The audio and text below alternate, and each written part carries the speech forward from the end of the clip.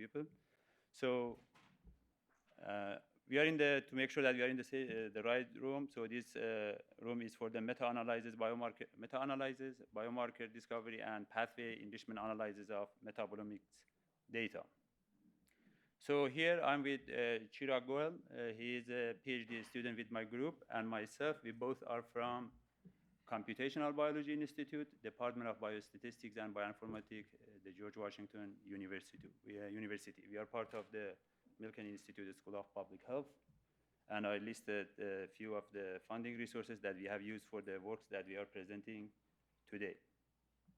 So we initially thought it's going to be 10, 20 people. We can go around and introduce ourselves and just get a feeling about the audience, and we can arrange our elements, or I call them modules of the workshop. So we are not going to do that, but what I think is if we can, some volunteers from each row, if you have one person who raise the hand and introduce itself, then we get the feeling who at least is few representative of the crowd. So do we have anyone from that row that want to raise hand and introduce itself? What we need your major and where you are from. If you are a student, what is your background? You basically want to know if you are a computer scientist, if you are a biologist, if you are a chemist. So we want to get a feeling. So any volunteers from that row, raise your hand and say those few things. Remember, it's going to be a workshop. Yeah, go ahead, please.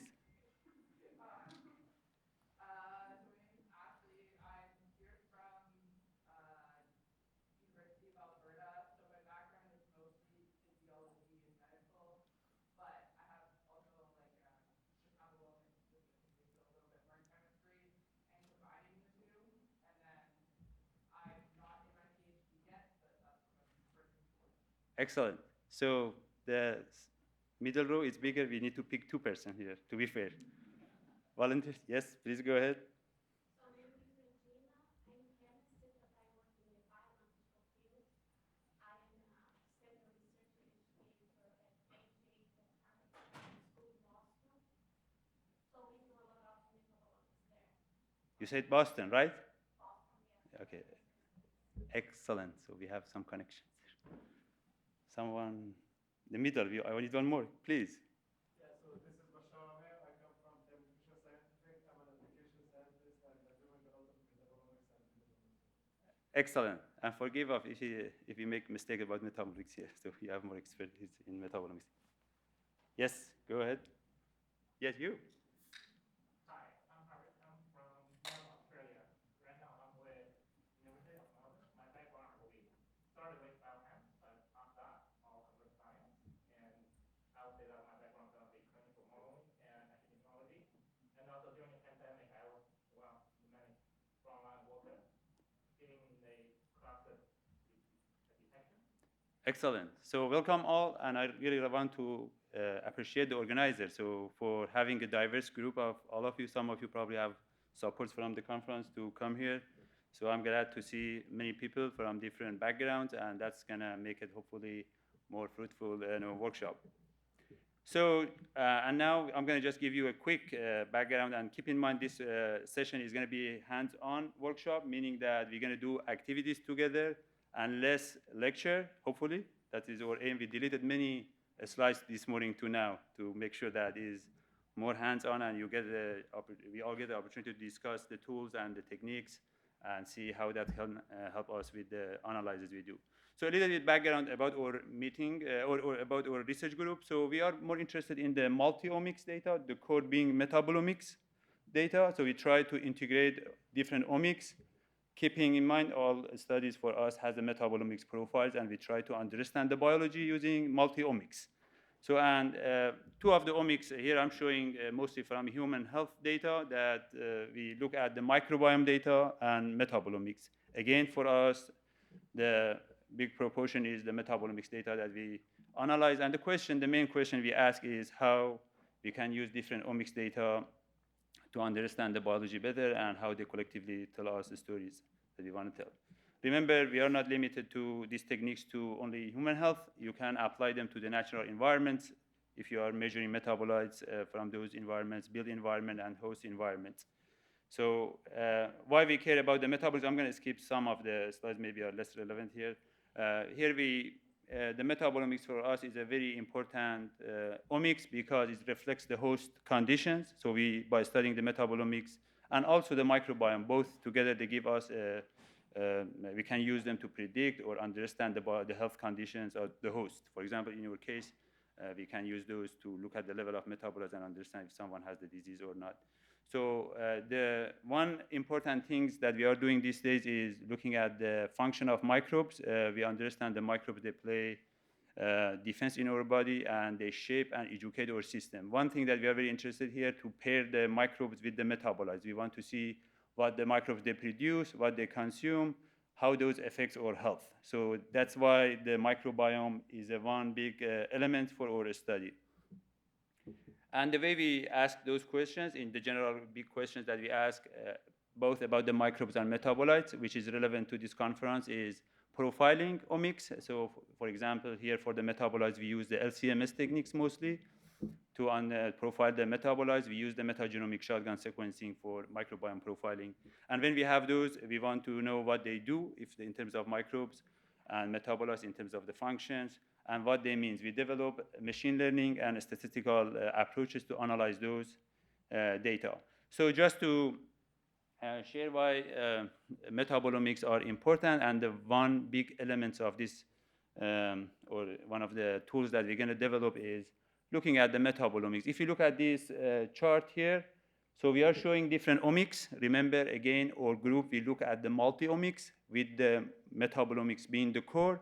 And we look at the PubMed database and over time to see what are the omics that has been used in different studies and separate them by the technologies.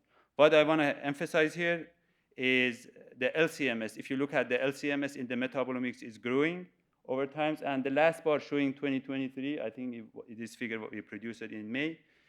So this is important for us to look at the omics and for us the metabolomics, and we see there are many studies that they use LCMS to profile metabolomics data.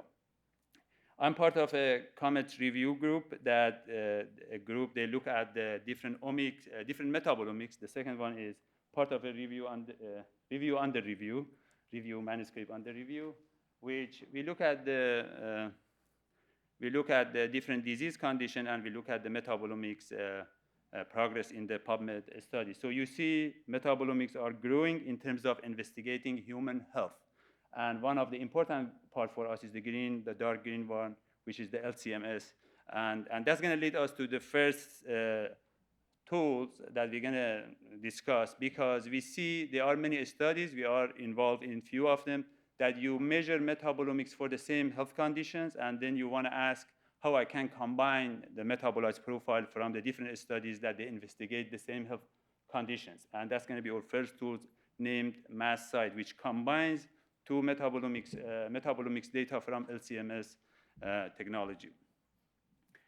Excellent. So I'm going to go a little bit quick here. So this is the workflow of showing the profiles that I said. We look at the metagenomics and metabolomics. Then we have these tables that we're going to share here with you a few of this data. Then we're going to do the downstream analysis to understand what those changes means. So here we're going to do two big category of analysis. One is to combine metabolomics data. The second is to use metabolomics data and try to understand what are the changes and discuss some of the challenges in those data and how we can tackle them with the tools that we're going to present here. So when we present these tools, always the people ask, why new tools? We have many tools exist, and you're going to add to the ocean, right? More items. So the purpose is, comes for my group. Before I joined my group, I was a postdoc and was contributing to the Integrative Human Microbiome Project. Many questions we couldn't ask. One of the questions was how the omics change in the event of time, the dynamic of these omics. For example, metabolites, you compare them, you measure them over time, how they change. So what those change means. The bigger question for us there was, we had the same study to investigate inflammatory bowel disease with the metabolomics data. Study 1, we finished it. Study 2, we couldn't compare the result, combine the result together and do a meta-analysis of the metabolomics data in inflammatory bowel disease. So that was a challenge for us, and that was the idea when we look at that and we developed the software later for it. So the point here is for us in this workshop, Omics data are evolving in terms of the technology that they produce them. One thing most of the time we skip as a user or the downstream analyzer when we analyze the data is the property of this data. Just to share with you here, these are the typical type of data when we talk about the omics in general, which metabolomics is one of them. We measure the gray area, let's call it the profiles or metabolites for many samples. We have some information about samples.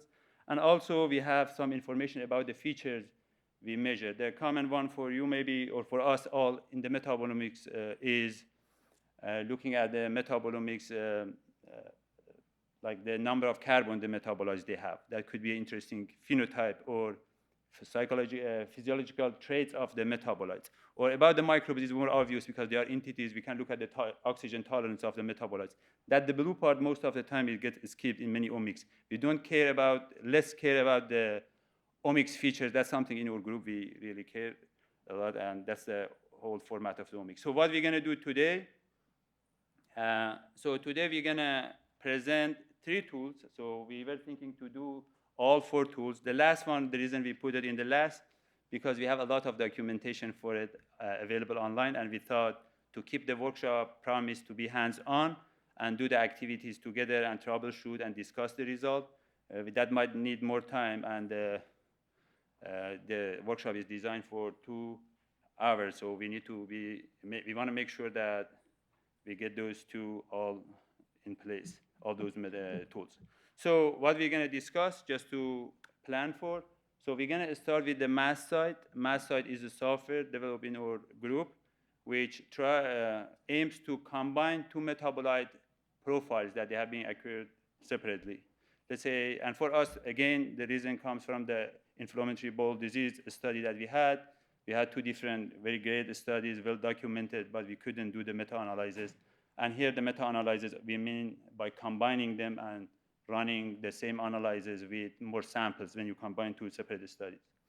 Then we have a software. All these are softwares in R. Hopefully, you have R Studio installed already. If not, we're going to help you. Then we're going to use the Tweetiverse. Tweetiverse is an approach to look at the differential expression of the omics, mostly here being tested for the metabolomics. And at the end, we're going to use OMPath, which is a software, again, in R, to help us to do the pathway enrichment analysis. Our promise is that you're going to get all this installed, run them with the demo data set. We're going to show you how the input look like, how the output. The bigger question for you might come, how these tools, they work. That is going to be less presented here because of the time. So Chiraag has a poster. He's going to show you the number later.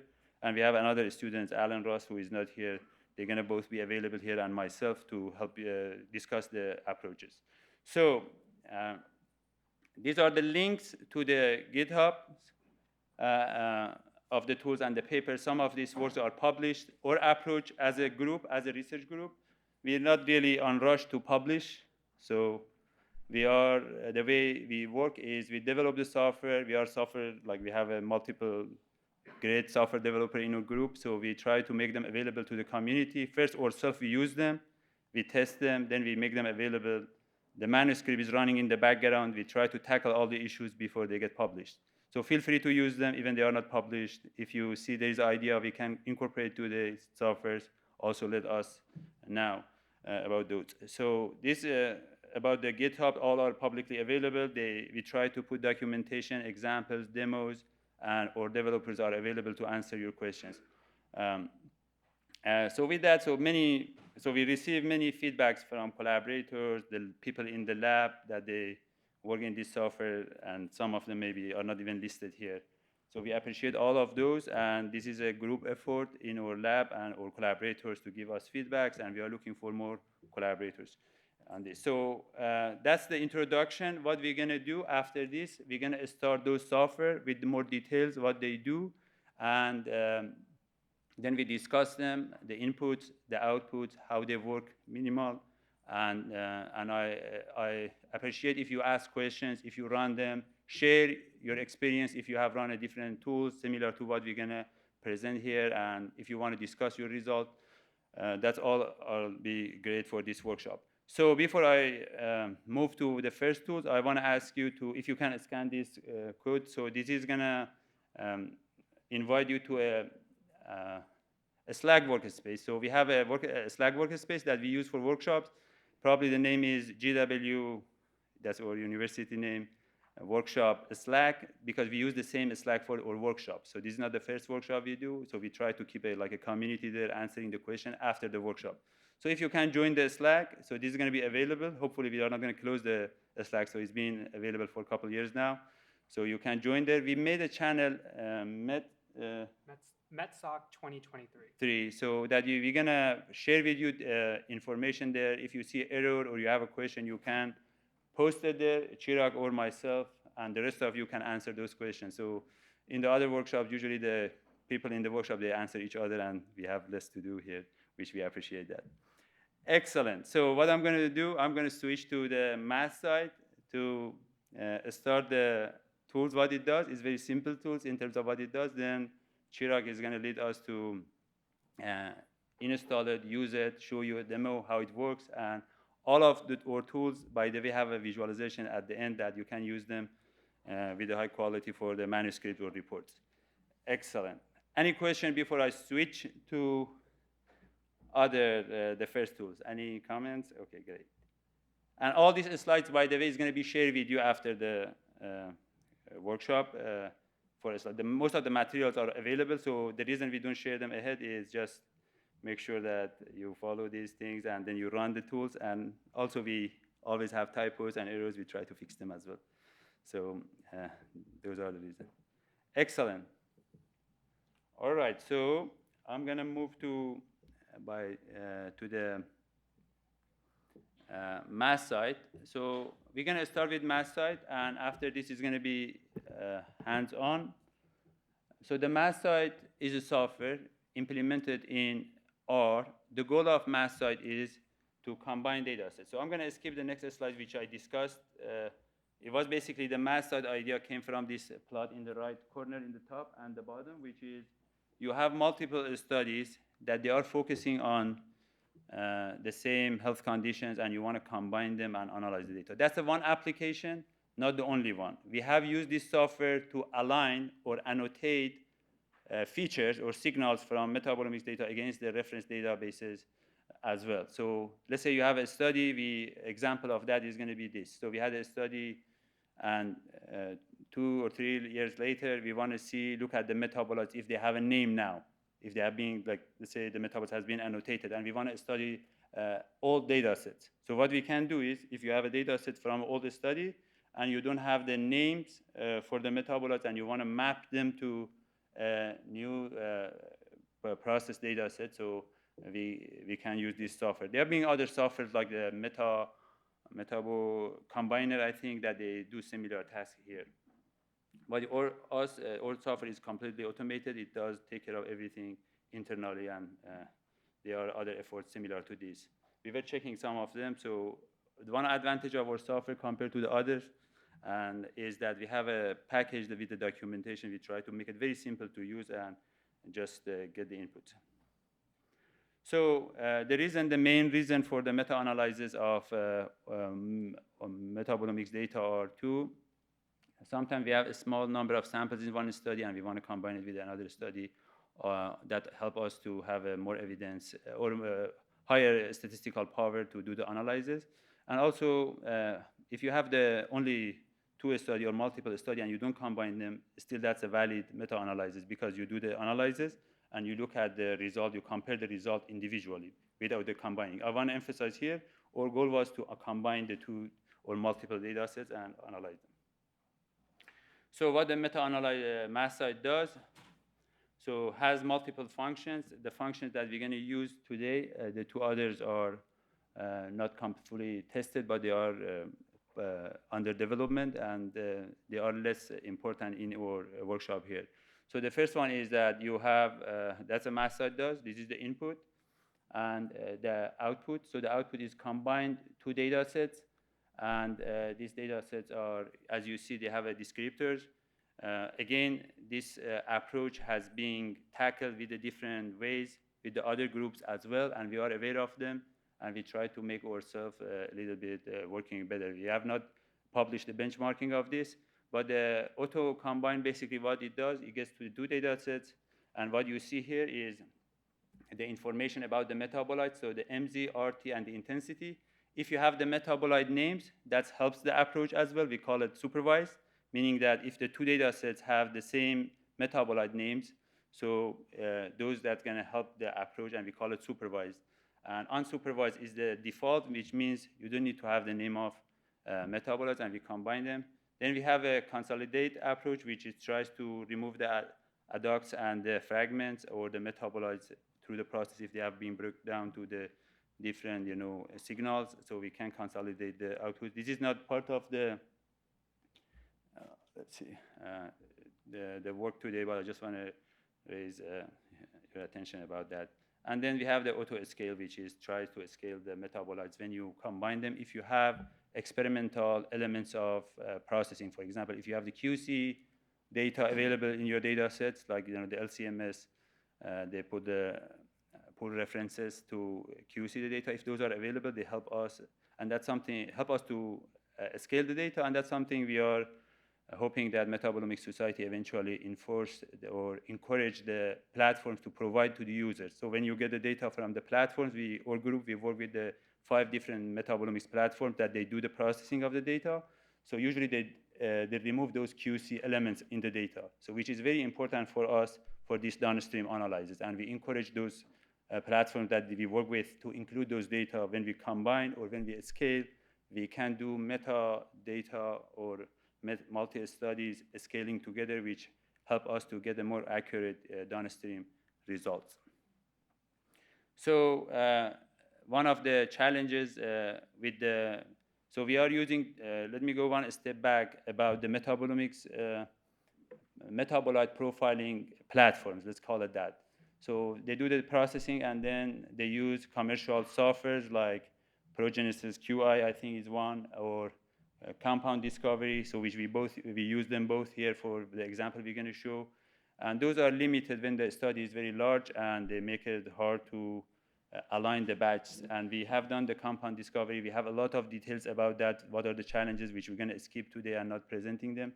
When you have the data and they try to align them, meaning that in different samples, they want to say what is the feature one in all the samples. There is a lot of drifts.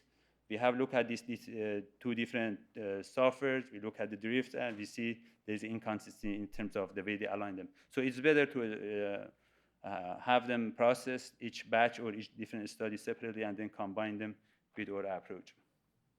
So I'm going to skip that scaling because we are not going to present it. So I'm going to pause here, and we're going to move to the software. And then before we go to the software, I want to present 2 different scenarios that we are doing and which one we're going to present here. So this refers to 2 different studies, the motivation of this work initially. Many different institutes, including broad institutes, they have worked in the same domain.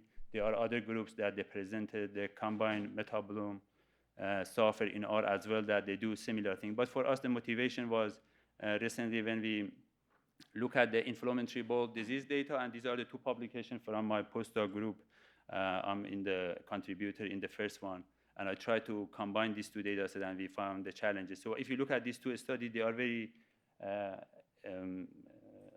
interesting because both they investigate the inflammatory bowel disease, and both they have a metabolomics data from LCMS, and for the inflammatory bowel disease, they have 3 groups, both. They have the non-IBD, CD, and UC, which are the 2 different IBDs. So, and our goal was to combine these data sets. So this is undergoing, so we have combined the data sets, but we have not done the downstream analysis. One thing that we thought is very straightforward to do with our approach, we use the compound discovery result from the IHMP because that's the one task we needed to do. So these are the 2 softwares. So the first one, just to make sure that I'm clear on that, this is when you have 2 studies, they have the metabolomics data for the IBD, and you want to combine them and analyze them together. That's the one scenario for the mass side that you can use. Chiraag has prepared the second one for us, which is what it does. So let's say you have processed the LCMS data, and you have the annotation for those metabolites using two different softwares, and then you want to align them if they align to the same names or there is a consistency in the names, and it can be helpful for the annotating metabolites. So we applied this approach, the second, which is this one, using the IHMP data set for one of the platforms, and Chiraag is going to present that. So math side, before I go further, so math side has a GitHub again. It's available. Chiraag is going to walk through that. Chiraag is the main developer of this package, and you can contact him if you have questions. And he has a poster about the approach, how it works. So because, again, there are many different techniques that have been processed before, including the Broad Institute that I was working with. They have done similar approach, or they are in recent group. They produced a new software in the last year, or 2021, which our approach is different, and those differences you can get to Chiraag to explain them.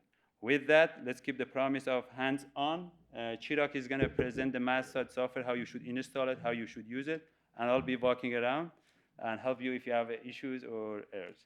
So with that, Chiraag, I invite you to come and start your part. Excellent. And by the way, from now on, try to ask questions. If you see an error, send it in a Slack. I'll check that and I'll walk around.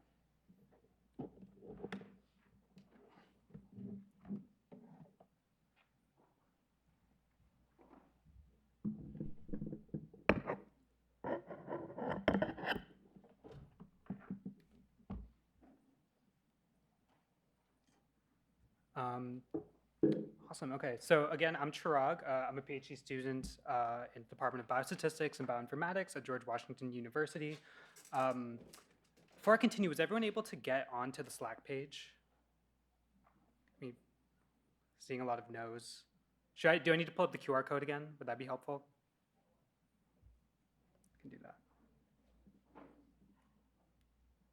I know this is like probably the most roundabout way of doing it, but we didn't know how else to do it.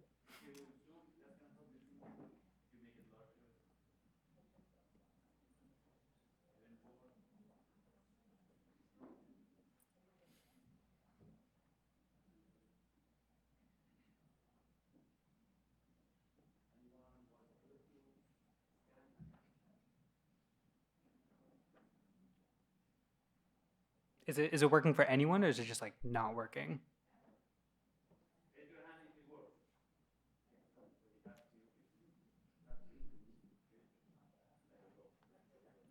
And then, oh, sorry about that. So you can search for the channel, so it should be visible if you search the channel and join it. Yeah, if you click on Add Channels and Browse Channels, you should be able to add MetSoc 2023.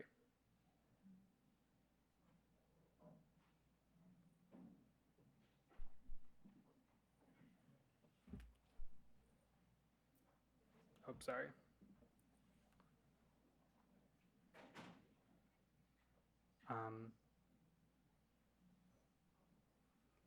Awesome. Okay. So just if there are any questions that arise, if you're running into any errors throughout this workshop, feel free to post it in the Slack.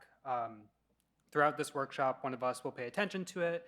And also if we see like, an error that's pretty common that a lot of people are discussing, we'll, make a larger comment about it. But first, just to get a kind of a feel for the room, how many people have experience with the programming language R? We had a show of hands. Okay. Wow, a lot. Okay, that's awesome. I think still, regardless, I just want to quickly go over like the installation of RStudio in R, just so we're all on the same page. Honestly,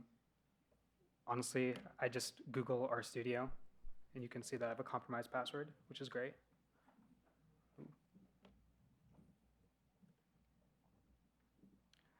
And then go to the posit site, and then download RStudio for your specific architecture and operating system. And then for R specifically, you can Google RCran, and then download R for your specific operating system. A lot of the tools that I'm about to present, MathSite has been tested on Mac and Linux devices, but not thoroughly on Windows yet. So if there are a lot of errors that come for Windows users, I'm sorry in advance. But I'm just going to give like a quick, I don't know, quick bit of time just to make sure that everyone has it installed, both R and RStudio. And if you're not too familiar with R, that's okay. Like we're just going to go through the commands pretty slowly. And again, like what's kind of happening behind the scenes, we're not going to go into depth. Yes?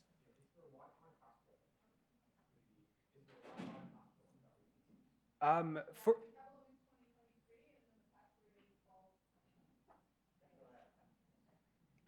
yes, yeah, and just so everyone heard that, so it's Metabolomics 2023, and then the password is falls 2023 with a capital F. Thank you.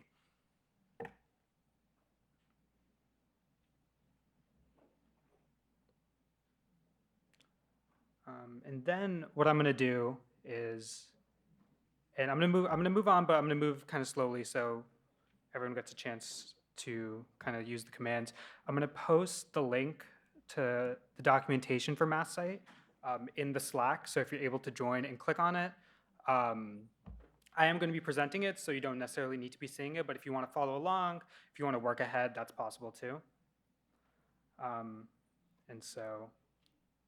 And then let me just also be able to kind of run commands with you in real time. And so kind of like Ali said, for this tutorial, we're going to analyze two data sets from the Integrated Human Microbiome Project.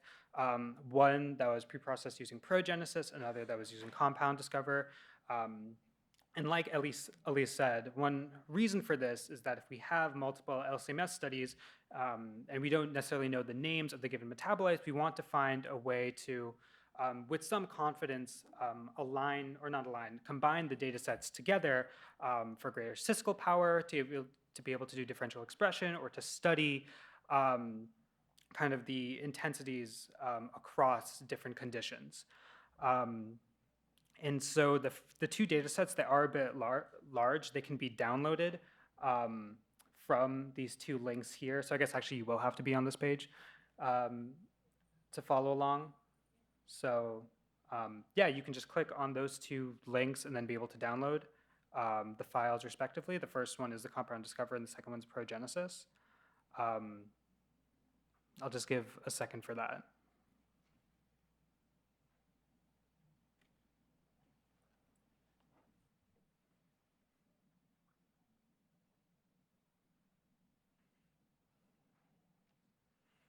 And also, if you're running into any issues, please raise your hand. We can come around and help with troubleshooting specific things. And if it takes long to download, so in the same time you can install the packages. I think the omics art also needs to be installed. Yes, yes. Yeah. I can mention it later. Okay. And so then while those are downloading, we're just going to install the packages necessary to run the analysis. And so the first one is called DevTools. And so in my RStudio environment, actually, I'll back up a little bit, so we're all kind of sit on the same page.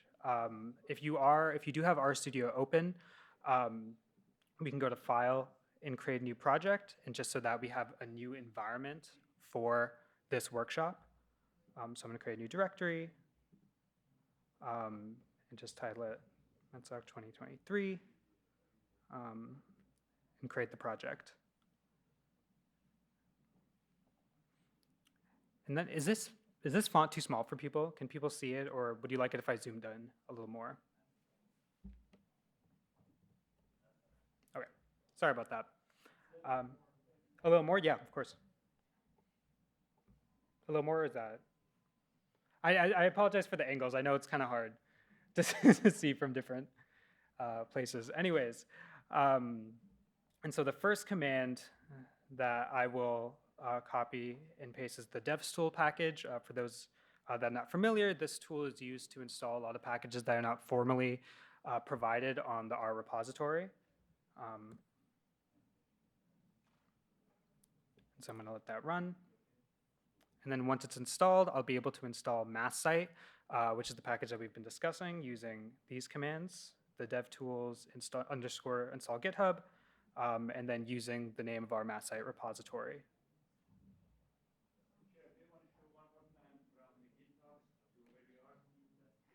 Yeah, of course. So if you're not able to access the Slack and you weren't able to kind of get to this page, I think a way that should work is looking up MassSite GitHub on Google. And it should take you, if it doesn't take you directly to the page, it'll take you to Omicseye, which is the GitHub repository, or the GitHub page for our lab. And you can click on that.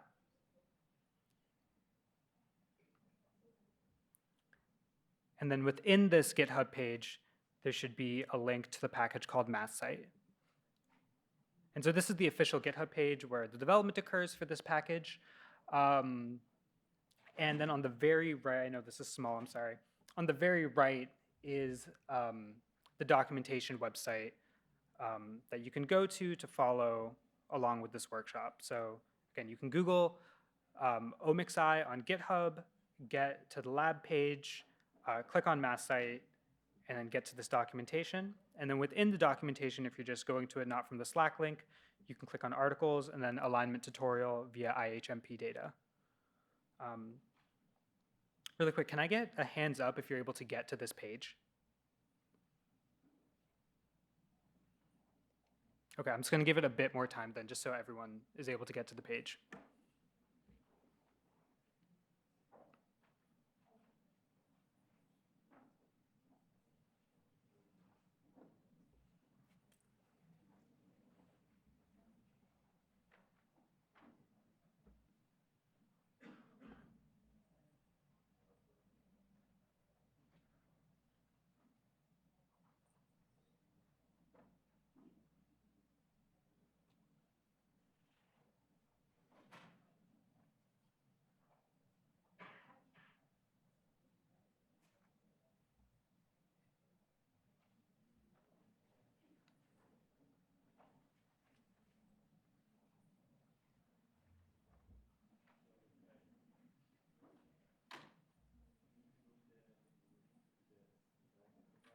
Oh, the QR code again?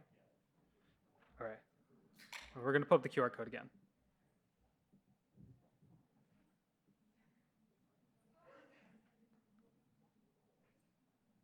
So yeah, again, apologies for how convoluted this all is. So one more time. So it's going to be QR code to the Slack, to the hashtag MetSoc 2023 channel. And then from there, to the link that I provided. I might have to provide it again. I don't know if you can see it if you join after I posted it. And also you can put the direct link to the tutorial. Because that is Yes. Oh, I thought I had that. That's my bad. Yes, sorry. I thought I put the direct link to tutorial. That's my fault. And so again, then now this link in the Slack is the direct link to the tutorial that we'll be following for this workshop.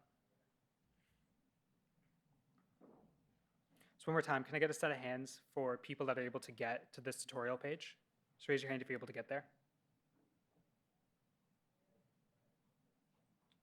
So it seems like in the back row over there, is there a bit of trouble? Not back row, but like kind of backside over there.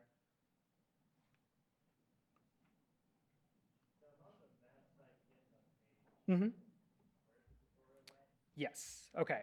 So if you go to the GitHub page, on the right side of the page, up here, sorry, I wish I had a better pointer.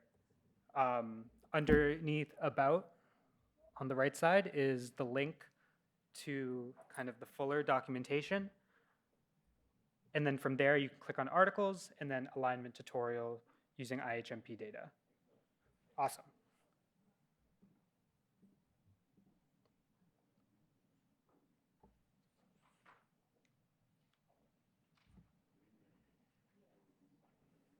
So, and then just because sometimes installation takes a bit, for those that were able to get there in the meantime, so once you've installed DevTools, install.packages DevTools, you can copy the second command which uses the DevTools package. Yes.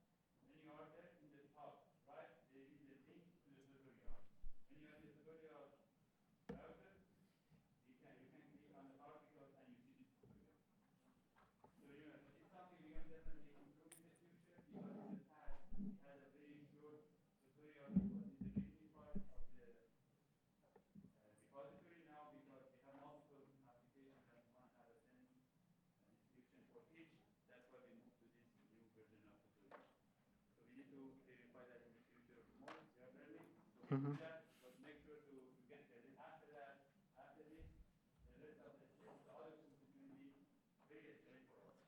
Yeah. And just again, if you have any questions, feel free to put it in the Slack. If you're not comfortable like posting something publicly, you can direct message me on Slack with the name Chiraag Gohel. And so again, once we've gotten to this point, we can then install the package by copying the second line. And then again, in our, sorry, I should have created an R script. In our R script, or if you're working in the console, depending on what you're more comfortable with, we'll run that command and we'll see that. Oh, this is something I've been getting recently with installing packages from GitHub. So if you're running this and you get this error, this like HTTP error 401, you can type in sys dot unset env, and then the phrase GitHub pat, and then reinstall it again. And then apparently I reached my limit for installing it because I've been troubleshooting this a lot. So anyways, I'm not going to reinstall MathSite, but yes. So you got the second error. Okay, so if you get the second error, it's because GitHub rate limits how much you can install if you're not an authorized user. So if you have a GitHub account, you can go to GitHub, and then I'm not exactly sure where, but you can find your tokens, and there will be a variable, like a token titled GitHub_PAT. And then you, in your R environment, can set that to that token using sys.set. But yeah, that's something we can also kind of come around and help with. I'm sorry, that's a...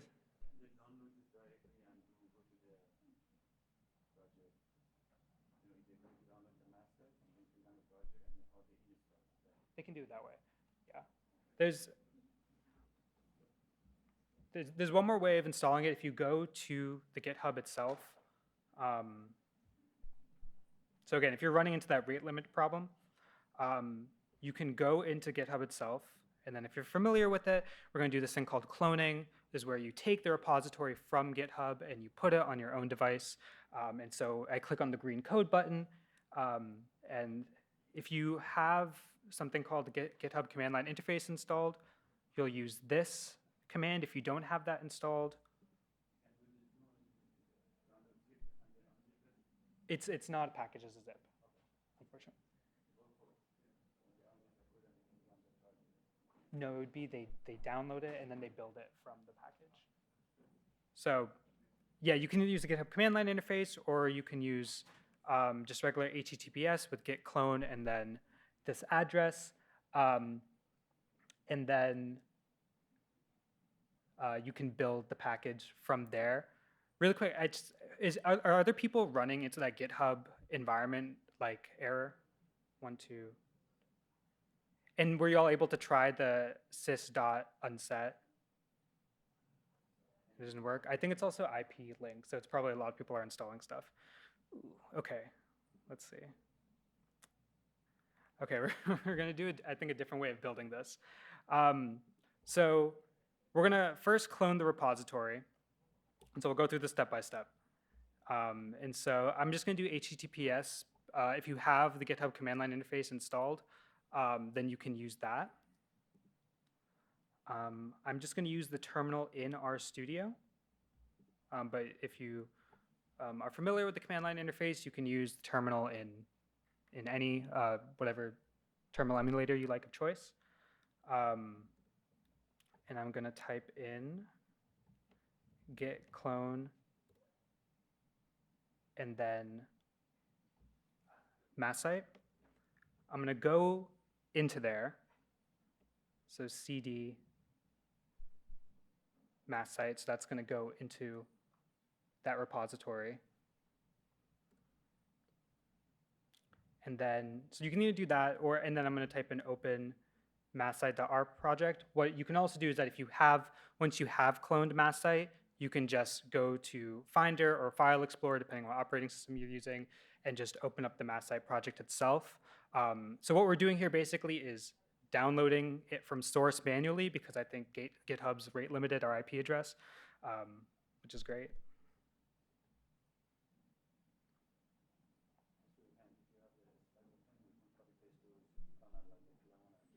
Yes, that's a good point. And so I will do that. I'm just gonna really quickly, actually, would you be able to do that, or? Git clone and then how many people were able to clone the mass site repository and then go into it? Raise your hand if you're able to do that. Okay. What part are people stuck at? Or is the trouble with the bringing the repository down? Raise your hand if you're having trouble bringing the repository down onto your laptop or computer. Yes, of course. And again, I'm really sorry for just how convoluted this has become. So we're gonna go to the mass site GitHub. We're gonna click on the green code button. And we're gonna click on HTTPS. Once you're there, you can press this kind of like these 2 squares to copy that link. So that's the link to mass site, the repository you want to download. And then you can open up, or you'll have to open up a terminal emulator, which is in RStudio, or you can open up terminal or PowerShell, depending on what operating system you're using. So again, I'm gonna go into, this is the terminal in RStudio. And with that command you've copied, you're gonna type in git clone and then paste the link to mass site. And this is something, depending on what terminal emulator you're using, if you're having trouble pasting, usually it's Command V or Control V, but sometimes in the terminal it has to be Control Shift V. So yeah.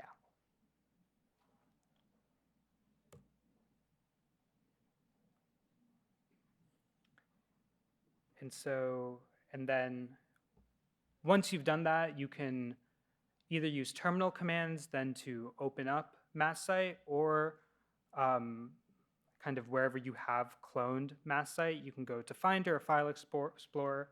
So I was in Projects, mass site, and then you'll see, sorry, this is a bit small. You'll see something called masssite.rproj, and you can double click on that to open up mass site in your environment. You have to first change directory into it.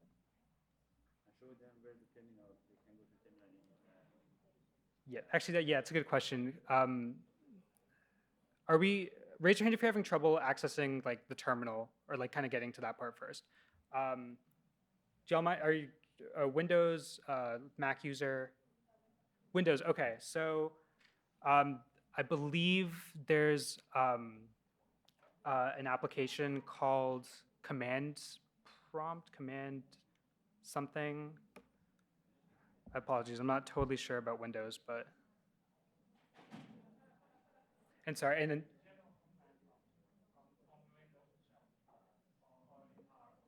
Sorry, one more time.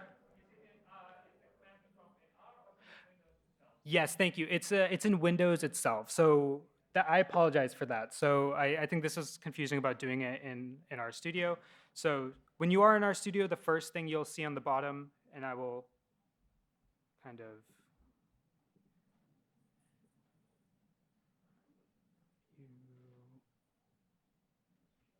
Let me just go back to. Okay.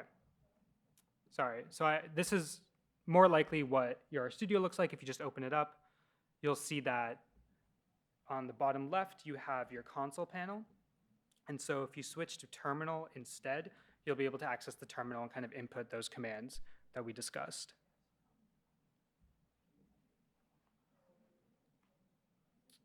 From there.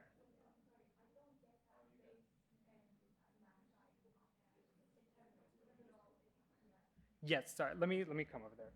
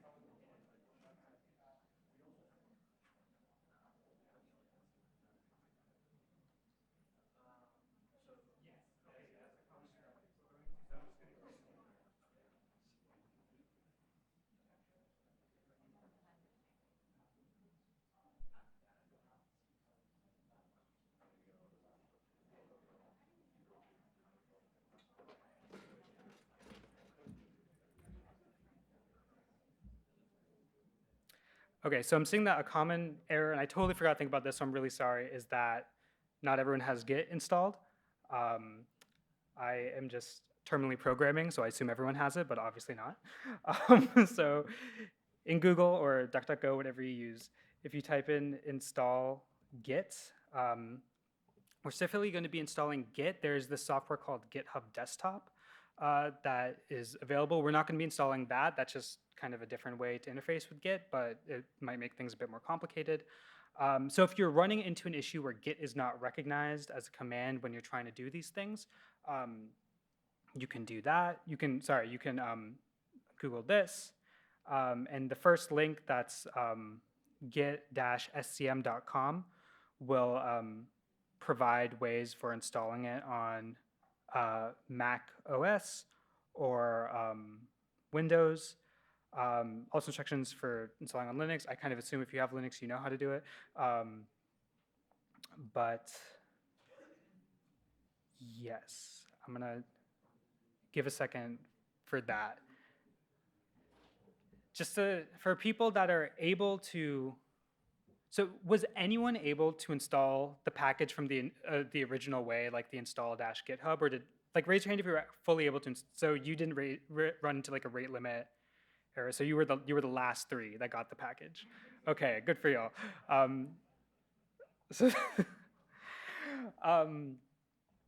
okay, so there's that. For people that were able to clone the repository while like people are installing Git and stuff, once you have cloned MassSite and you've opened up the project, you can run this command in your console, not your terminal. From the DevTools package, you're going to type in DevTools and then do 2 colons and then type load_all. And what that does is it basically loads the package into your environment. If you want to, you can also, and if you know how to do this, you can build and then fully install the package, but you do not need to do this. Again, were people, raise your hand if you had a Git problem and you were able to install Git from like looking it up online. And then I can also post a link into the Slack.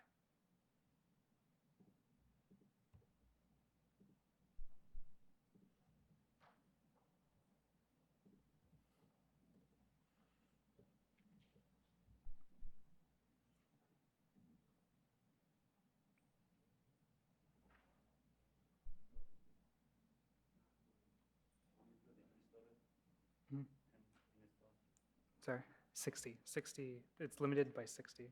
So I think next time we just have to install it.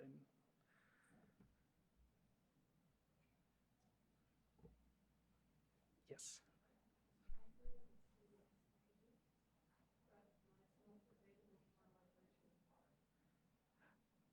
Which, are you updated to the most recent version of R?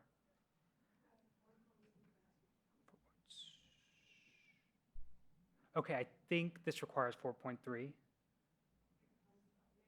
You can't update it. Okay, I'm sorry about that. Nice. Okay, so what I suggest, I know this is a difficult thing to install and there are many issues. What I suggest, we're going to come back to this. What I suggest, you can demonstrate how it works. Keep going forward with this, and then when we get to the end, because running it after installation is going to take few steps. It's not really complex. It's just this R Studio Git, and that's our fault. We should have communicated with you better to install R Studio and Git ahead. And even the software, if you install it in different time points, probably you didn't have this issue. So what I suggest for now, so Chiraag can show us, assuming you install it, so few people have installed it, how it runs and what we see as the outcome. Then we come back to the individuals and help, and we continue with the others. So let's do that to make sure that those that have installed it, they can go further, and we demonstrate it here. I know there is going to be a stay with that, so it's going to take time, and we might not see even the outcome. Again, so I suggest, Chiraag, you continue assuming everybody has installed it, which is not true, I know. But to show how it works, what are the outcomes we expect, and then Definitely. No, it's a good point. And again, so yeah, I'm just going to go through and show how it would work. If you're able to follow along, please do. If not, I'm happy to kind of stay for longer to like go over some issues. And you can come to my poster session to just have me diagnose the issues. You don't have to listen to my poster. Also, please post your errors in the Slack so other people, if they have seen it and they have a solution, please respond to those. And we're going to ask them to incorporate them into a full improvement for you. So that's very helpful for us, as well as hopefully someone from the group, if they have seen the error and they know the solution, they can help to do that. Thank you. So again, once one has MassSite installed, you can, in R, load the necessary libraries for using it.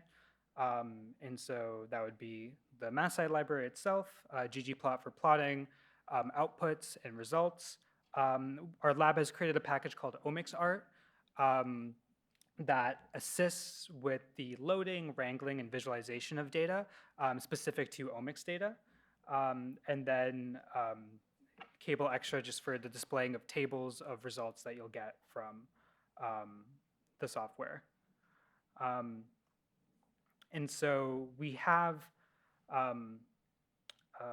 some helper functions, one called load data that helps import LCMS data from a variety of standard preprocessed formats.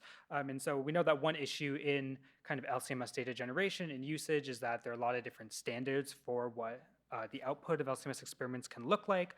And so one thing loaded data does is, the function does, is that it can kind of scan your Excel sheet or your CSV or TSV file, kind of whatever the output is of your LCMS experiment, and kind of extract the necessary features for MassSite to use, and also hoping to kind of like correct metabolite names and that sort of convention so that they are consistent across different experiments that you're using. And so we would use loaded data to load in our first data set, which is HMP2 Metabolomics, which is processed by Compound Discover. We've then also created a function called filter intensities, and what this does is that for kind of your any given metabolite in your data set, you'll have a row of samples with intensity values, and this will allow you to choose what metabolites you're keeping in by their prevalence rate, or that being basically like how many intensity values are not, or the percentage of intensity values that are not NA or non-existing for that given metabolite across all samples. And so this can be a good way of kind of preventing too many kind of adducts or fragments or kind of other miscellaneous artifacts in your data from kind of corrupting the combining process. And we used a very conservative, or not like, I guess, yeah, conservative prevalence rate of 0.5 for this example. And so that's kind of right here. We see filter intensities being used, and then filtering being done to subset the larger data set. One main thing about MassSite, for hopefully when y'all are able to use it in the future, is this idea we've created called the MassSite object. And so just to make this a bit more user-friendly for people coming from a variety of domains, we wanted to create a way in which to interface with LCMS experiments in R that does not come off as too like kind of programmer intensive. And so the MassSite object is kind of a container that allows you to access raw data about your experiment, analyze data, metadata, and kind of other things you would like to add regarding your experiment, and then interface with that easily. So once you have your data set that you've pre-processed, you can use the create MassSite object function to then take your raw data and put it into a MassSite object format. And then we have an example of how one would kind of interface with the MassSite object. And so just for those that are not familiar, this is something called like the pipe in R, and what it does is it takes input and puts it into the next function. So what we're doing here is that we're taking this MassSite object that we've created, and we're putting it into a function specifically for MassSite objects called raw underscore df, or raw underscore data frame. and we're just kind of looking at the output. And so this is kind of an example of what your data would look like for one given LCMS experiment, where we have compound ID. For some experiments, we'd have metabolites. Oftentimes, we will not have metabolite labels. And then a measured retention time, mass to charge ratio, and one could have either a series of intensity values and average intensity values, so on and so forth. And then you can process the second data set. Similarly, I'm going to pass over that so we can get to some of the other softwares. The software comes with some, and we're also working on more ways to perform quality control on your data. And so right now we just have some simple ways of visualizing the joint distribution between your retention time and mass to charge ratio. And we also plan to implement ways of kind of visualizing like prevalence and intensity for different samples, either within one data set or comparing across data sets. And so we provide ways to visualize that, so then in the future you can choose to manually kind of provide cutoffs for retention time or mass to charge if you think your data is faulty. And then, so the main function that we wanted to show is auto-combine. And this allows a user to combine two data sets via the modeling of retention time and mass to charge drift between two experiments. And so the input that this function takes for when you're able to use it are two mass site objects, so those that have been created earlier in this tutorial. Something called an isolation method. So what's happening here is that what mass site is doing is that it's taking any given LCMS experiment, and it's trying to find metabolites that are isolated in either just retention time, just mass to charge space, or both. And then finding the closest fitting metabolite that's also isolated in another in the other data set. And the reason we're doing that is to kind of prevent the issue of taking a metabolite and matching it with the adduct or a fragment in another experiment, just to ensure that we are truly matching the correct features. And that initial isolation and matching allows us to then model a retention time drift, or a change in retention times kind of between metabolites within or from two experiments, and also a drift in mass to charge ratio.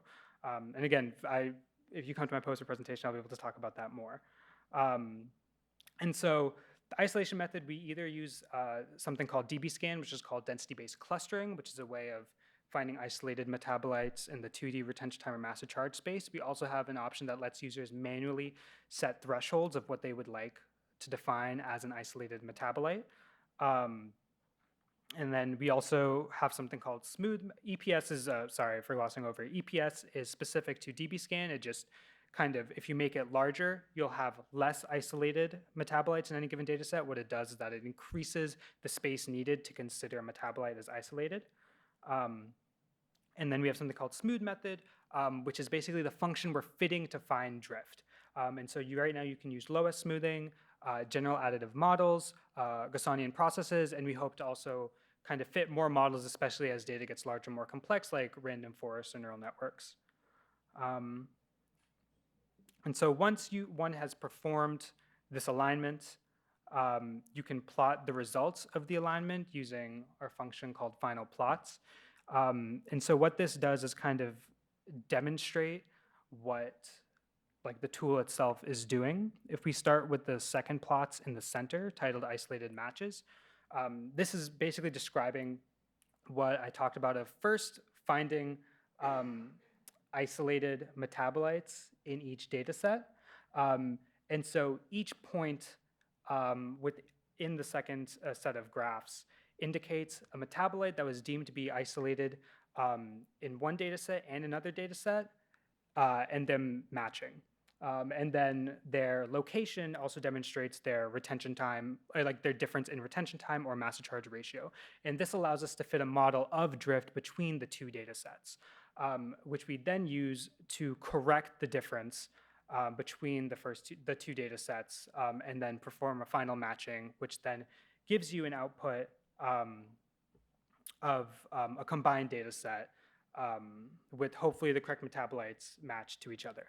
And then there are if we were all following along, I would also recommend ways to use like functions like ggsave to save it as a publication kind of worthy figure. But yeah, I think if we want to move on to OMPATH and Okay, great. So few comments about the software. So one issue with the many profiles we get from different platforms, they use different column names. For example, some platforms they use mpstat D for numerology, or they use capital NZ. So there are some, the object purpose is to fix that and identify. It's not really a complex thing, except you say, this is my data frame, which you read it in the file. And you say, these are my columns that the math side needs.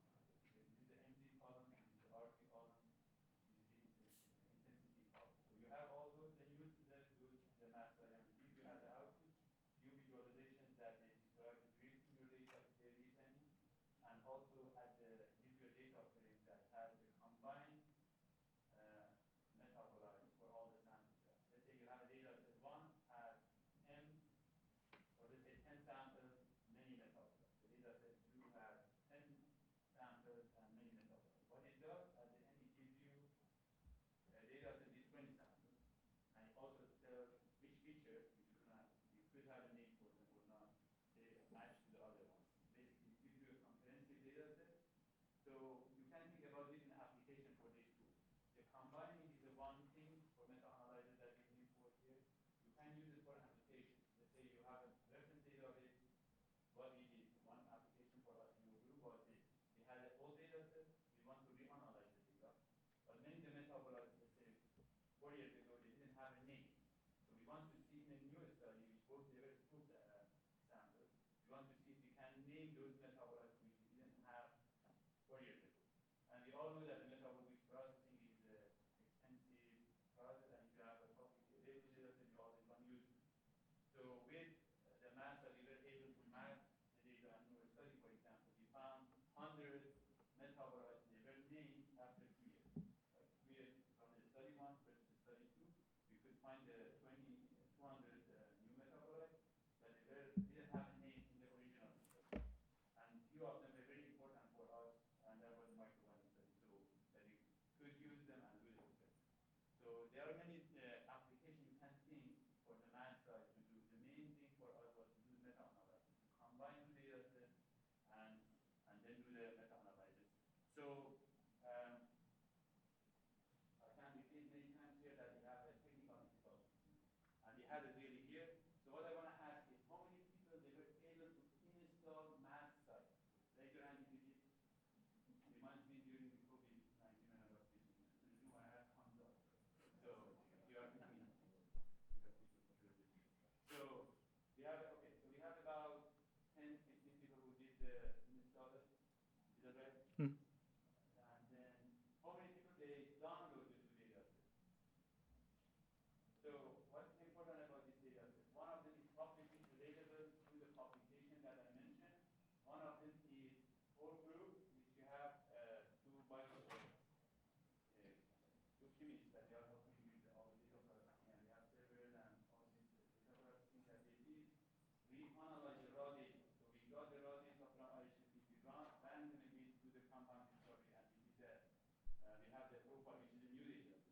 So we're going to make that available to the community. If you are interested for IHMP, IPT data, so we have that process with the compound discovery, which is a different tool. One of our purpose in the benchmarking of this software is to compare different software that they use raw data for annotating for metabolites. So we want to see how accurate or consistent they are.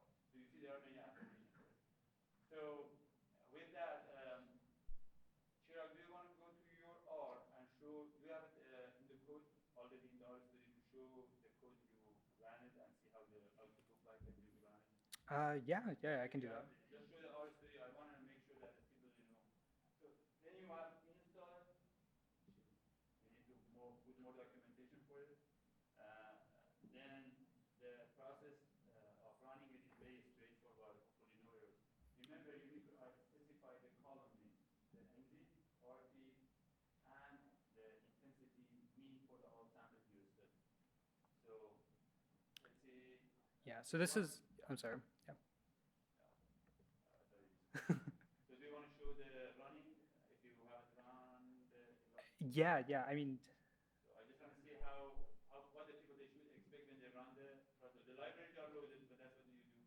This is gonna, the next step is gonna take a little bit, like maybe a minute or less. So this load data, what it does, again, Chiraag mentioned it, this is from the publication. So this is the raw data from the whole initial publication. It figures out the way the metabolomics platform, they give us the data. If you look at the most of them, the 4 or 5 that we work with, they give us Excel file that they have metabolite column name, they have the sample, some information about samples. Those are not really readable in R quickly. You read the, load them as a data frame, and everything is fine. So this function is automatically find the corner of your data, try to find the metadata of samples and the data and the features information.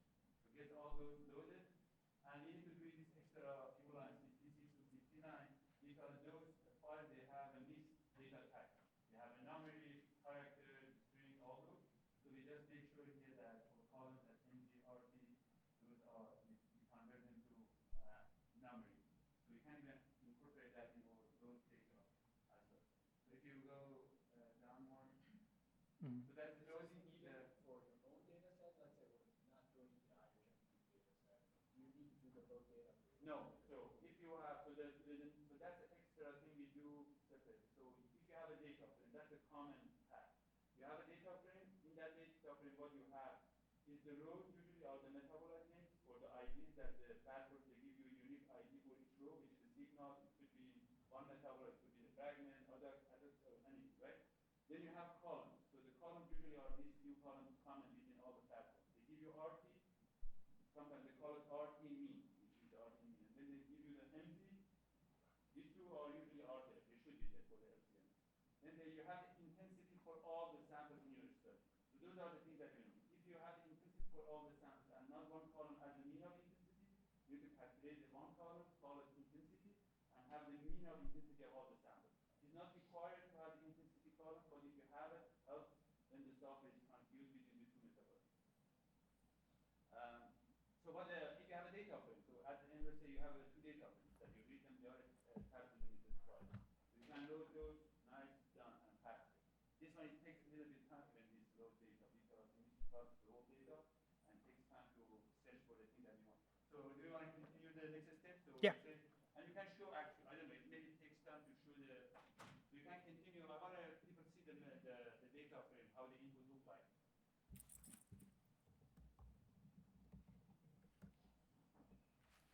yeah, I'll keep on moving on just so we. So again, this was just the filtering of intensities to kind of remove things with low prevalence.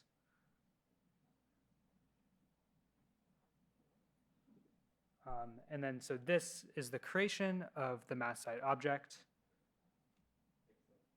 Again, so right now what we're doing is just giving the mass site object a name. This is not necessary, but it can help if you're like merging a lot of data sets together and you just want to pull out your data set by name, you can do it like that. You show the few row, first row of the left input. That's a data frame. So that's what you need. Yeah, yeah. You can get the left input in any way you can. So it could be a tab delimited again, CSV file. Okay, so they ask me. So you can use the any format that you can read the file. So we have some suggestions for how to read the files, but I think that's a common task we all do to read the data frame in R, and then you can do the rest. So this data set is, I believe this was processed by the Broad Institute Metabolomics platform, which is publicly available as a part of IHMP dataset. And we use it, so you see that's how they process them. Actually, we did some processing on this. We renamed the columns like MZ, RT, HMDB ID. And the methods, you see the methods that they run 4 different methods to process the comprehensive metabolites profiling. So we have all those. That's how it looks like. So what you need to run mass site is you need to have the MZ, RT, and a column which is mean intensity. We call it intensity. So and then that's how your data frame look like. So then after the intensity, you can have the samples names. Columns are the sample names, and then the intensity of those. When you do the mass site, it combines the whole data sets, the 2 data sets. Then you can remove the columns that you don't like. Like let's say you don't want to have the I don't know, so the metabolite name, maybe you don't know, want it. So we did some processing to check the names because we all know that the metabolites names have inconsistency across the platforms. We try to do extra columns. You see metabolites before version, after. These are like internal things we did. Okay, move back to the code. So here the object, basically, these are common things. These are the name of the columns. You say what the name of the RT column is for you in your data frame. You don't want to do the manually because sometimes the files are big and you want to just have a function for it. That's make an object for you, object of the mass, the LCMS data, and then you have that object have all the information in it. Then I think Chiraag just showed the head of that data frame. Let's go. Here is, so this is, I need to elaborate a little bit. So this is the data that we generated as a group. So we use the raw data. So this is something maybe is important to you, the effort that maybe you need to do for your study. So we had this data set that is published. The raw data are publicly available. We got the raw data. We process it using a different software, Compound Discovery, which is a different software than the original that was used for the publication. This was just an effort or exercise for us to see how those two software are consistent in terms of the way they name them or the number of metabolites they report. It's just an interest for the group. They want to do it. So we had the infrastructure, like servers and the people who can work with these softwares, they are doing it. So they did this. And if you share with us, so I think that's the newly processed data. We're going to make it available for the community. And so you see that's how the names look like. So you see the RT, how it look like, RT mean. So that's how you see the inconsistency in terms of the columns. By the way, one thing I proposed to the Metabolomics Society to kind of communicate with this platform to make it easier for us as a user or computational metabolomics groups to have a similar naming for the name of the metabolites. It makes it very easy. Sometimes it's confusing. So that's what Chiraag did here, showed us that. So then here, this is, again, something for those people who want to go deeper to this approach. So the original study has 4 techniques, LCMS techniques, that being processed by the Metabolomics platform in the Broad Institute. So we processed, in this exercise, we just processed one of the techniques again, using the compound discovery for this workshop. So here we are trying to map them against all the data previously processed and also limiting to the one method which is consistent with what we processed. So those are the 2 different methods, and these are available, by the way, so and with some documentation, you can look at them. And this is one thing you might need to do not only with our software. We added the intensity column to be consistent with the other softwares that they do similar tasks. So they need the intensity, which is the mean intensity across your samples. So we calculate the mean intensity for our samples. That's what we are doing here. It took a little bit and is now processed. Then if the intensity is not provided, still our software works. If you go down and so here we create the object 2. So this is the second one data set. So we make it object 2, and then I think Chiraag already showed those distribution of those. Then after this is the function you use. This function, auto-combine, basically gets 2 objects that we showed how you create them and tries to match them and shows you the processing steps. At the end, it provides some QC plots that you can see how. These are important for the Metabolomics platform more than the users, to see how there is a drift in the MZ versus RT. It provides a lot of direction for improving the processing as well. So that's why we are trying to provide all this information for the platform as well. Okay, excellent. So this is going to happen. So what it's going to do is going to first process the first data set. It tries to find the features that we believe they are unique, and then does it for the both data sets. Then it tries to match them. And it shows the progress here. After that, you have an object again that has multiple elements. It has the figures, so all our visualization, by the way, in our lab, if they are R package, all the visualization, they come as a ggplot objects. So we write them as a ggplot object. For those of you who are concerned, if you are a student or a PI, you want to make the publication figure nice in ggplot, so you can reload the ggplot objects and modify them. Let's say you want to change the labels or play with them. So every visualization we make, we write them as a PDF and also as a R object that you can reload them and change them. If you are familiar with the visualization in ggplot2 in R, you know that's helpful. You can combine and modify the figures.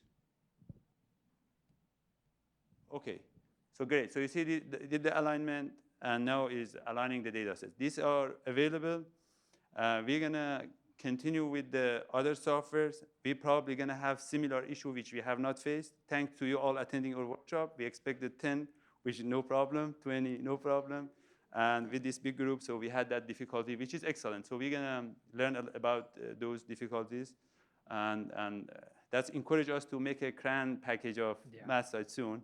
We believe before this, we believe the GitHub is an easier way to make the adjustment, incorporate the changes. Now it's time for us to version it and put it in CRAN repository, which is easier to install instead of GitHub.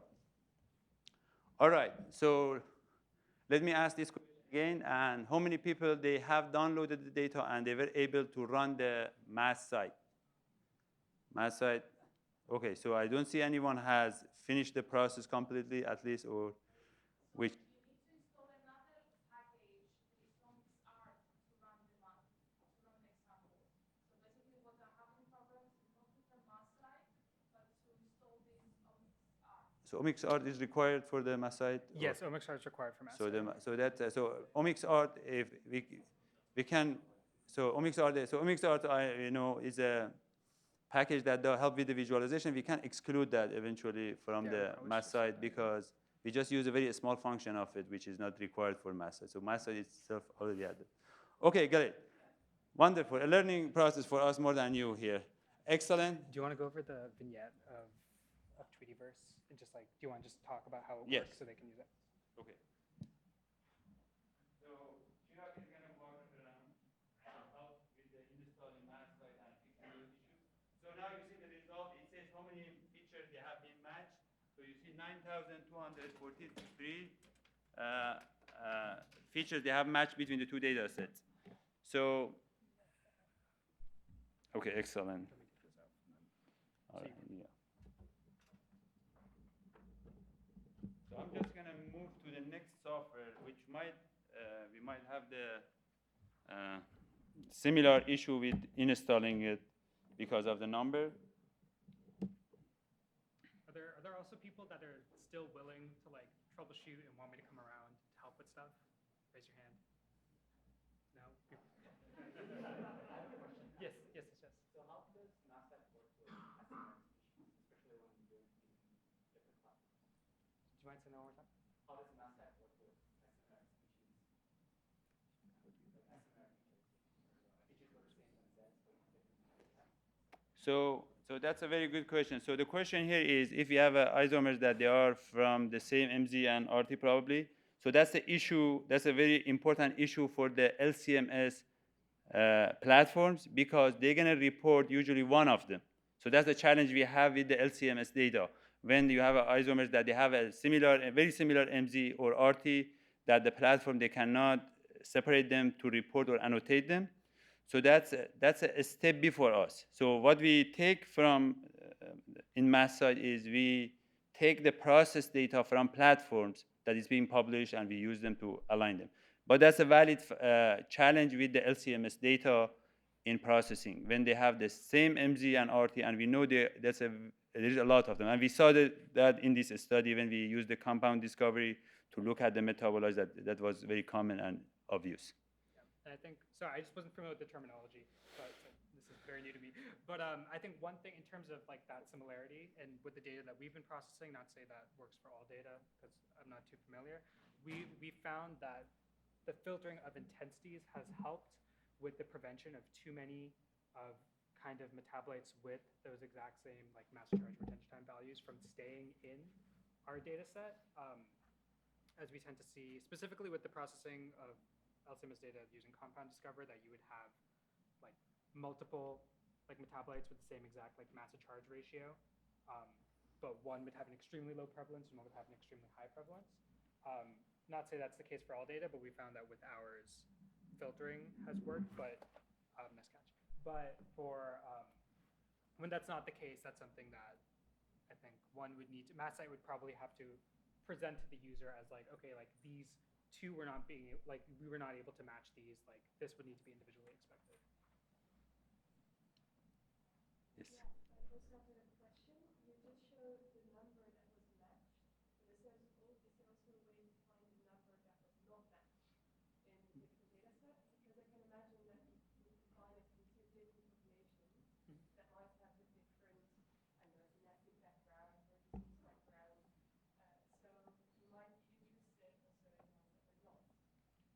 no, it's a really good question. I think right now one would have to manually do that, like take the compound IDs that are matched. But I think that's something that we could very easily incorporate to that in the future. To report. Um, Yeah, that's very good. If you have internal standards, tablet that are internal standards, Yeah. you use that to adjust on Yeah. trip Yeah. Yeah. instead of using the entire data set. So that's a very good comment. So what we observed, this is a very, for those of you that use the LCMS platforms and you work with them, what we observe is very related to what you said. When we look at the drifts between two studies, right? Within the study or between the studies, the references are more robust in terms of shifts compared to the samples. We don't know the reason, but we observe that. When you look at the QC data, the shifts are very clean, and we suggest, and that's what we want to incorporate in the method, which is not part of it now. If the samples, let's say the samples that we use for the intensity, because the only part that the samples play a role in the alignment is if we use the intensity. So if the QC are provided, it's better to use the QC intensities alone, not the other samples, for alignment part. Then you align the rest. Because we know that those are very robust based on our experience with the raw data. Excellent.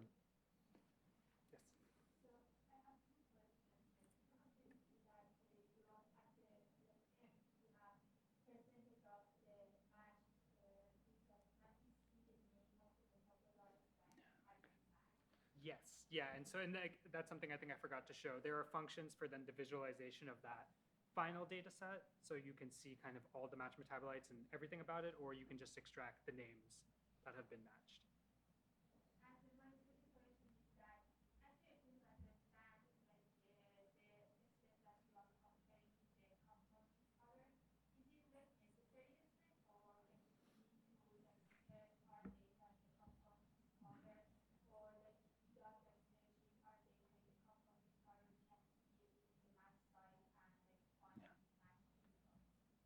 Yeah, so that's a very good point. And the reason we brought this example up instead of the regular application, the regular application is when you have two studies, you can match and combine.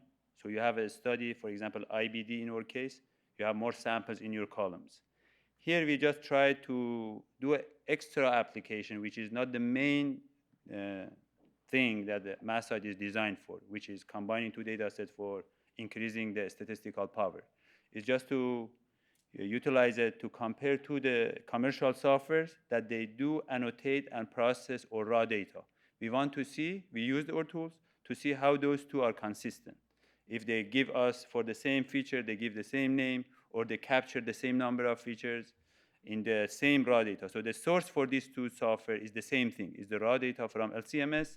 We want to see how those two and the other software eventually works and just report on that as well using the mass side. Excellent, wonderful. So I'm going to move to the next software.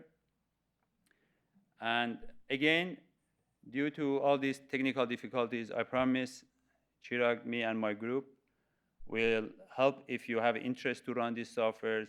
Not just because you are in the workshop, we do it for our collaborators or the users. So we get excited when you contact us and you use the software. That's the most rewards we receive when we see other people are using the software. So Tweetiverse is another software that I want to share. It's very handy and it's very straightforward software. And I just want to share a few things about it. I earlier showed in the omics data that we have many challenges and the data have many properties that we might not consider.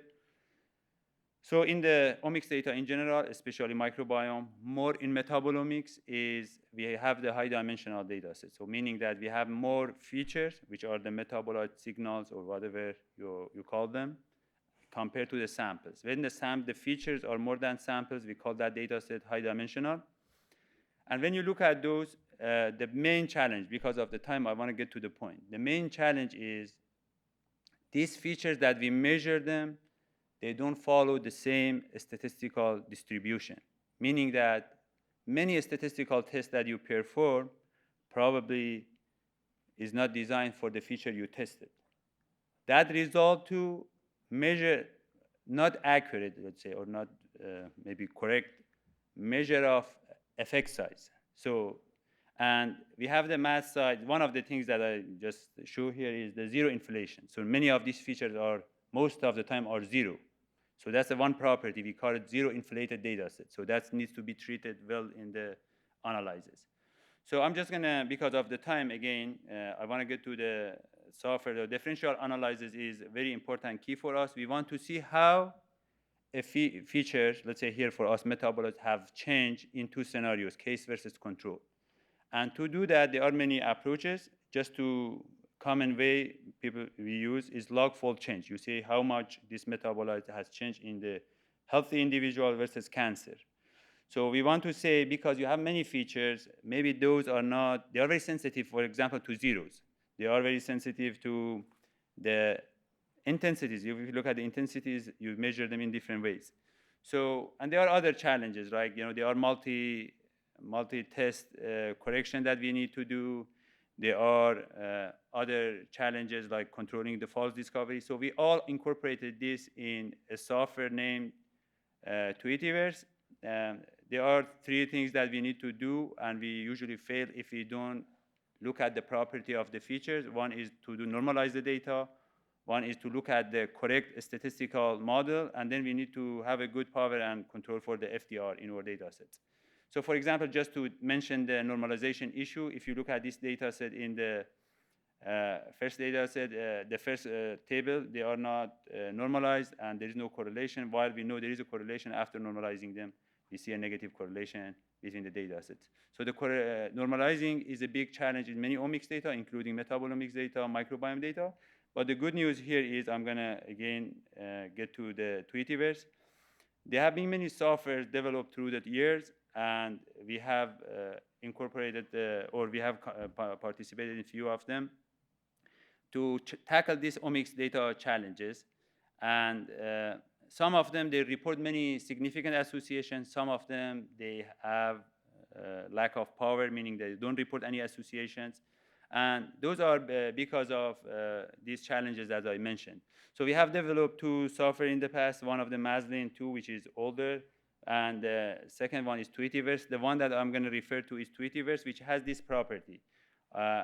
Basically, what the Tweetiverse does is a little bit slower, not really slower. It takes time to run compared to the other tools because it goes feature by feature. What it does, let's say you have metabolites, 1,000 metabolites. You want to test if these metabolites, they have changed and what is the effect size, how much they have changed between the case versus control.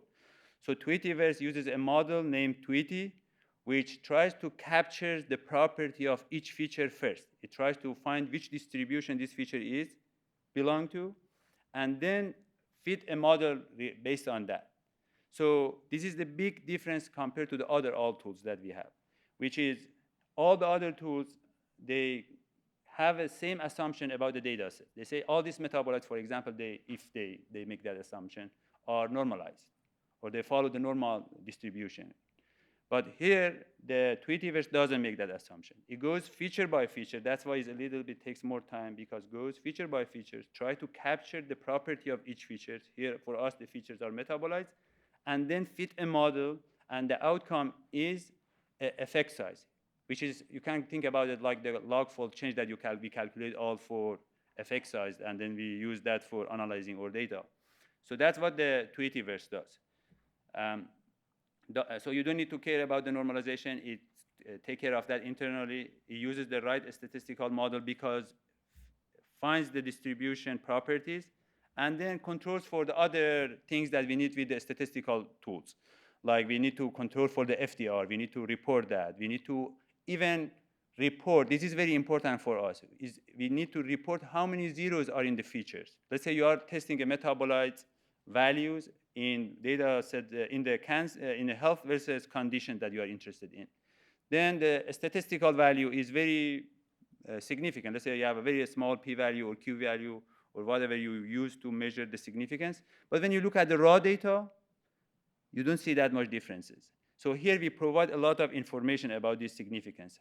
We report the number of zeros because you want to know how many of the values were non-zeros, and the test is based on how many values. For example, for us, in the omics data, metabolomics data, we want to report, let's say if we report 200 association, we want to see which one we should believe more. We need to have a report on the number of zeros in that. If there is a feature is significant and is based on only 5 non-zeros in 100 features, then I probably skip that and I go to the next one that I have more values for it. So we have developed this Tweetiverse, which is our package. You can install it. What it needs two data. One is your metabolite profiles, and it's not really specific to metabolites. You can run it for any omics data. Let's say you have the microbiome data. The rows are your the omics features. The column are your samples, and then for each sample, you need to have some metadata. For example, the health conditions. If you have other confounding factors like age, sex, or others that you want to control for them, all you can specify them in software and does that for you and gives you a report of the effect size plus many visualization that you can use them in your paper. So here is just an example of using it for ourselves in the COVID-19 to find the biomarker. So what we had the metabolite profiles for 4 groups: healthy, severe, and non-severe, and non-COVID. So healthy, they didn't have any individuals with no COVID, and they have no symptom. Severe, they had COVID, their test was positive, and they have a severe outcome. Non-severe, they had the test was positive, but no symptom. And then the non-COVID-19s, they were the individuals, they had the COVID symptom, but their test was negative. So our goal was to find, this is now is a well-established area, but our goal that time was to find accurately metabolites that they can be used to identify, to diagnose COVID-19. So, and what you are looking at here is the comparison of these groups against the healthy, and the green means that they have been increased those metabolites. The row names are the metabolite names. The bar shows the effect size. The asterisk in the top of them means if they were significant based on the Q value or not. And the red means the negative effect size, meaning that the coefficient was, that metabolite was reduced in the health versus the control. For example, here, one of them was, now is very well published, cytosine. We report on it as well. We see it's a very nice biomarker to predict or use it for COVID-19 assays, test assays.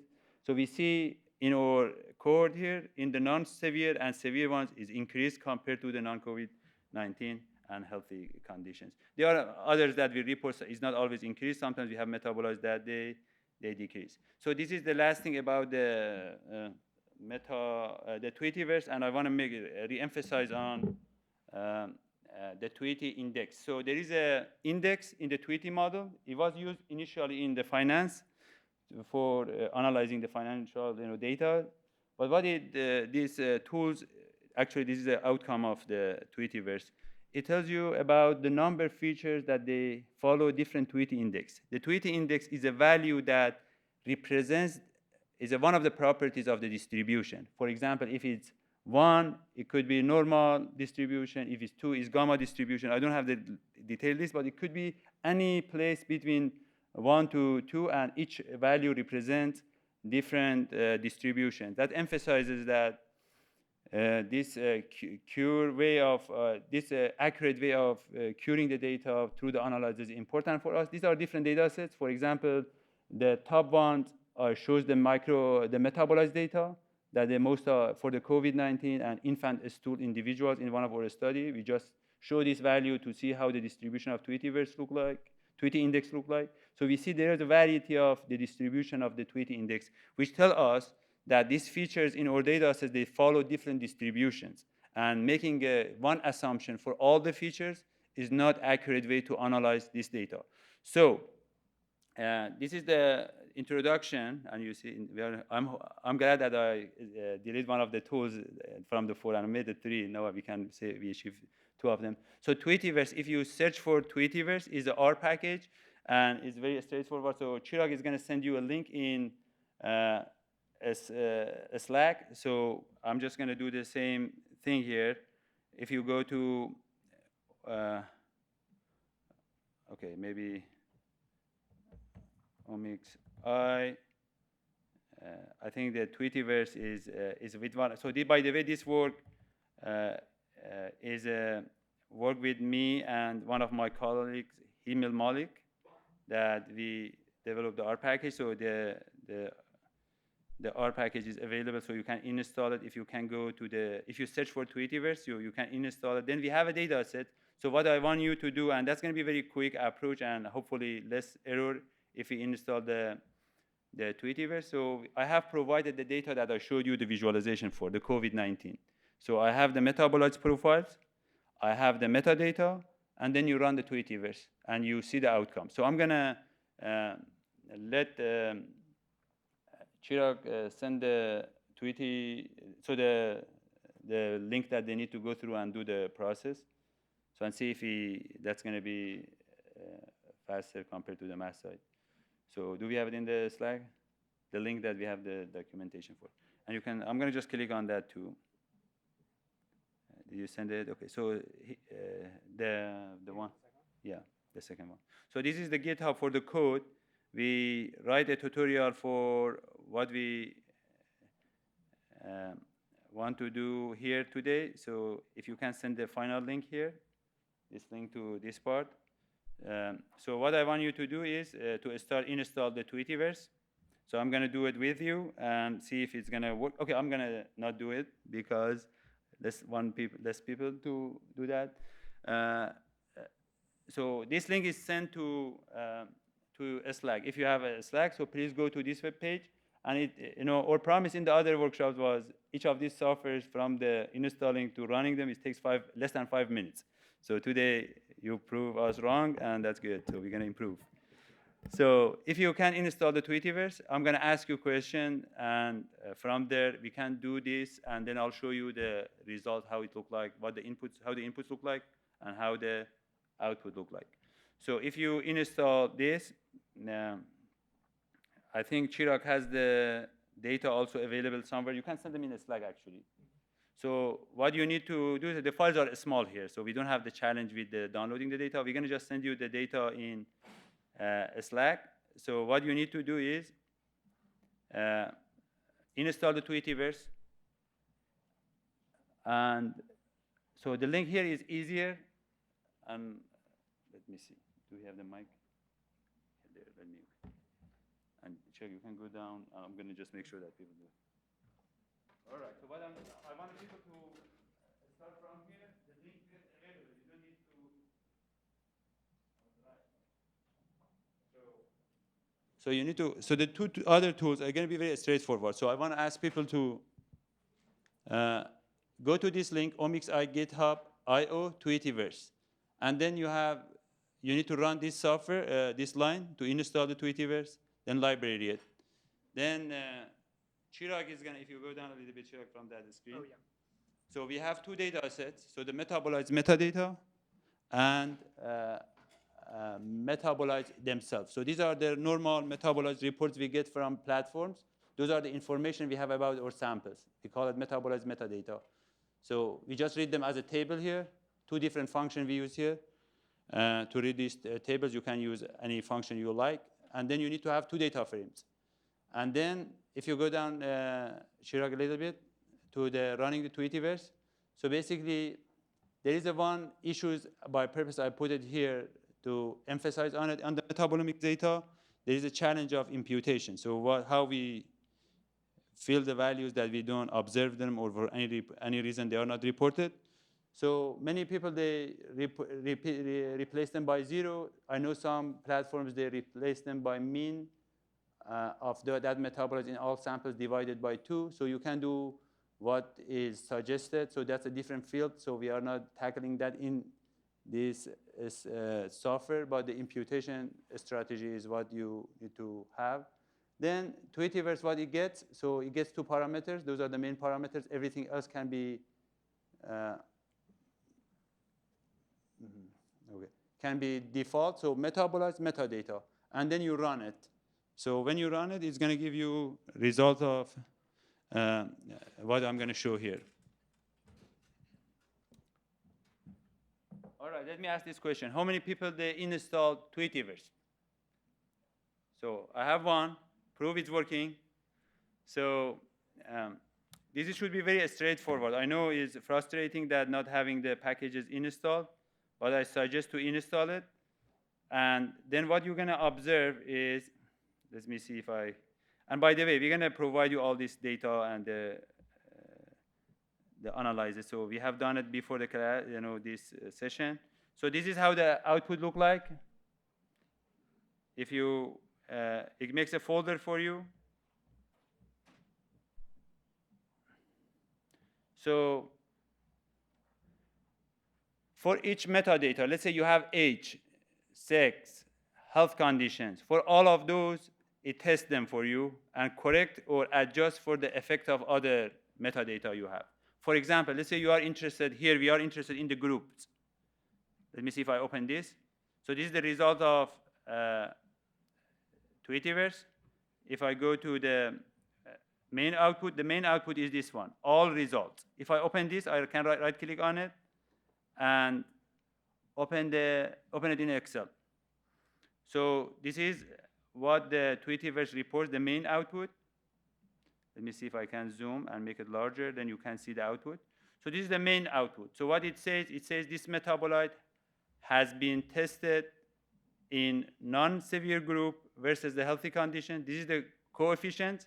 This coefficient comes from the Tweety model. It's more accurate than the log-fold change. When you use the log-fold change for the effect size, we suggest to use the coefficient instead of log-fold change because this is very important in many downstream analyses.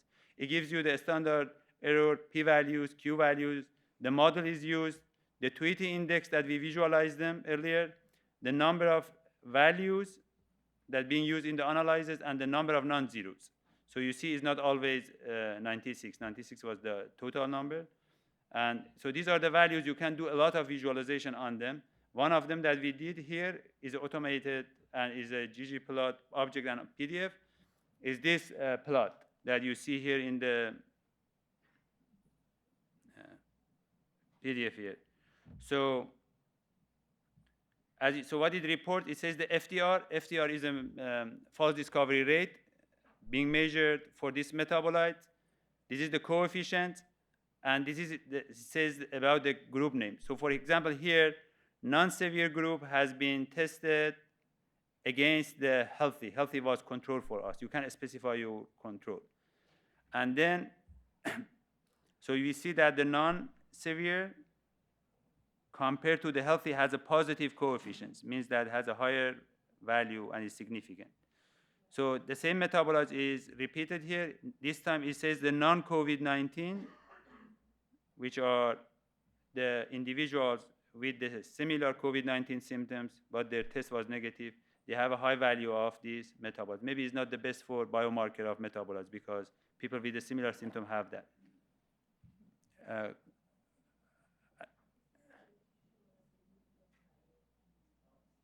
Yes, so all the plots, so one thing I forgot to mention is Tweetiverse report only those that they have a significant result. And how we define the significant result as a parameter, you say the significance, max significance. So for example, here we use the Benjamin-Hochberg FDR correction, targeted FDR 0.1.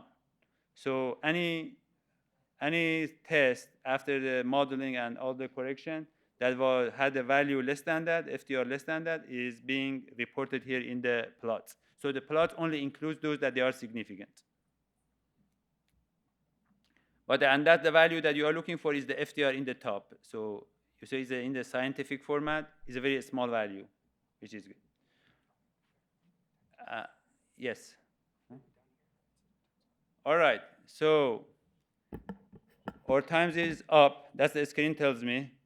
So Chiraag and I will be available. So I don't want to, this is like a classroom now. We don't keep the students for longer than the class time. We let them go. If you have interest, we can continue here with you, troubleshoot some of the things. One thing that I didn't report, I want to take 30 seconds and explain that, because the last part we were aiming to explain was the own path.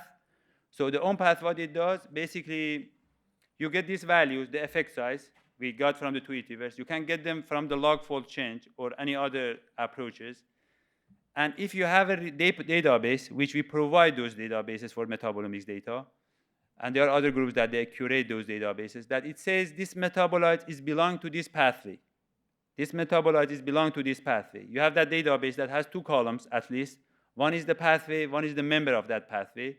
And then you have the effect size from Tweetiverse or any other tools. You can feed that to the OMPath. And what it does, it says these shifts or these changes that you see in your metabolites in pathway levels, what they are associated to or they are enriched for.